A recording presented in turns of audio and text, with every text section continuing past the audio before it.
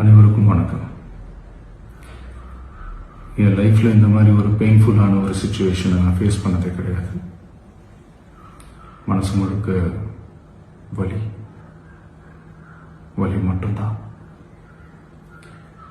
இந்த சுற்றுப்பயணத்தில் என்னென்ன மக்கள் பார்க்க வராங்க, அதுக்கு ஒரே ஒரு காரணம் தான், அவங்க என் மேலே வச்சிருக்கிற அன்பும் பாசம். அந்த அன்புக்கும் பாசத்துக்கும் நான் எப்பவும் கடமைப்பட்டிருக்கிறேன். அதனால தான் இந்த சுற்றுப்பயணத்தில் மற்ற எல்லா விஷயங்களையும் தாண்டி மக்களுடைய சேஃப்டி, அதில் எந்த காம்ப்ரமைஸும் பண்ணிடக்கூடாதுன்றதுக்காக தான் அது என் மனசில் ரொம்ப ஆழமாக இருக்கும் அந்த எண்ணம்.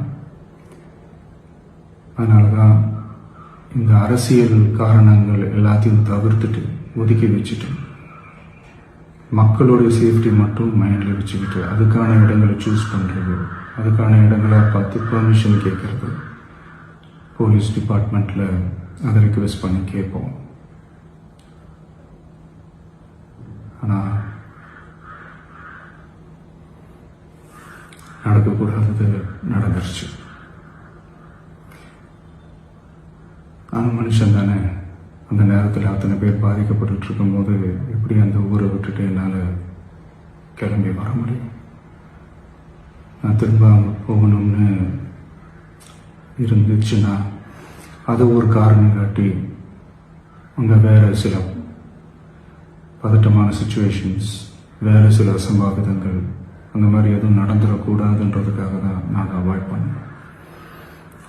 இந்த நேரத்தில் சொந்தங்களை இழந்து தவிக்கிற இத்தனை குடும்பங்களுக்கும் என்னுடைய ஆழ்ந்த இரங்கலை தெரிவிச்சுக்கிறேன். எனக்கு தெரியும், என்ன சொன்னாலும் இது ஈடையாகாதுன்னு எனக்கு தெரியும்.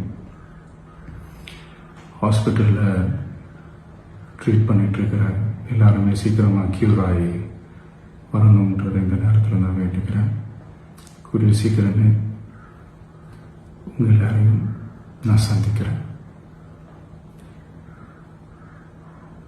இந்த நேரத்தில் எங்களுடைய வலிகளை, எங்களுடைய நிலைமையை புரிஞ்சுக்கிட்டு எங்களுக்காக பேசின அரசியல் கட்சிகளை சார்ந்த நண்பர்கள், தலைவர்கள் அனைவருக்கும் என்னுடைய நன்றியை தெரிவிச்சுக்கிறேன். கிட்டத்தட்ட ஒரு 5 மாவட்டத்துக்கு பிரச்சாரத்துக்கு போனோம். இந்த மாதிரி எதுவுமே நடக்கல. ஆனால் கரூரில் மட்டும் ஏன் எப்படி நடக்குது, எப்படி நடக்குது? மக்களுக்கு எல்லா உண்மையும் தெரியும். மக்கள் எல்லாத்தையும் பார்த்துக்கிட்டு இருக்கிறாங்க. கரூரை சேர்ந்த அந்த மக்கள் அந்த உண்மையெல்லாம் வெளியில் சொல்லும்போது எனக்கு கடவுளே நேரில் வந்து இறங்கி அந்த உண்மைகள்லாம் சொல்கிற மாதிரி எனக்கு தோணுச்சு. சீக்கிரமே எல்லா உண்மைகளும் வெளியில் வரும்.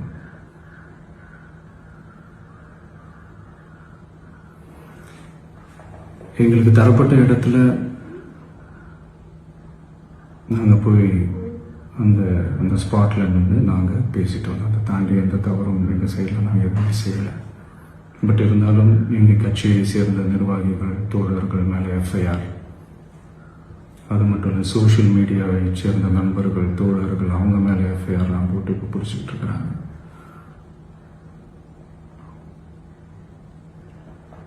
சிஎம் சார், உங்களுக்கு ஏதாவது இந்த பழி வாங்கணும் அப்படின்ற எண்ணம் ஏதாவது இருந்துச்சுன்னா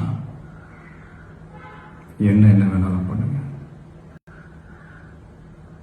அவங்க மேலே கை வைக்காதீங்க. நான் ஒன்று வீட்டில் இருப்பேன், இல்லை நான் ஆஃபீஸில் இருப்பேன். என்ன வேணாலும் செய்யுங்க. நண்பர்களே, தோழர்களே,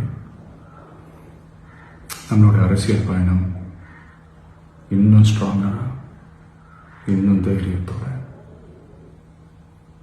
கண்டினியூ ஆகும்.